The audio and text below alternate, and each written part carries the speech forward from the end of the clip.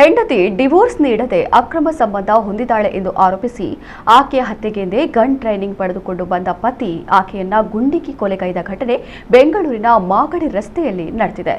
ಭುವನೇಶ್ವರಿ ಮೃತ ಮಹಿಳೆ, ಪತಿ ಬಾಲಮುರುಗನ್ ಹತ್ಯೆಗೈದ ಆರೋಪಿ.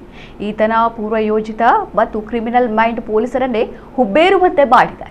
ಪತ್ನಿ ಭುವನೇಶ್ವರಿಯನ್ನ ಕೊಲ್ಲುವ ನಿರ್ಧಾರಕ್ಕೆ ಬಂದಿದ್ದ ಪತಿ ಬಾಲಮುರುಗನ್ ಮಾಡಬಾರದ ಕಸರತ್ತುಗಳನ್ನು ಮಾಡಿ ವಿಫಲವಾದರೂ ಛಲ ಬಿಡದೆ ಕೊನೆಗೆ ತನ್ನ ಪತ್ನಿಯನ್ನೇ ಮುಗಿಸಿದ್ದಾನೆ. ಕೊಲೆ ಮಾಡುವ ಉದ್ದೇಶದಿಂದಲೇ ಗನ್ ಖರೀದಿಸಲು ಮುಂದಾಗಿ 3 ಬಾರಿ ಬಿಹಾರಕ್ಕೆ ಪ್ರಯಾಣಿಸಿದ್ದ.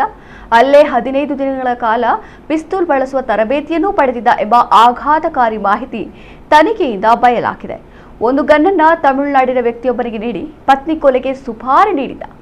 1.25 ಲಕ್ಷ ರೂಪಾಯಿ ಹಣ ಪಡೆದ ಸುಪಾರಿ ಕಿಲ್ಲರ್ ಬೆಂಗಳೂರಿನ ಲಾಡ್ಜ್ನಲ್ಲಿ ಉಳಿದುಕೊಂಡು ಭುವನೇಶ್ವರಿಯನ್ನ ವಾಶ್ ಮಾಡಿ ಕೊನೆಗೆ ಕೊಲೆ ಮಾಡದೆ ವಾಪಸ್ ಆಗಿದ್ದ.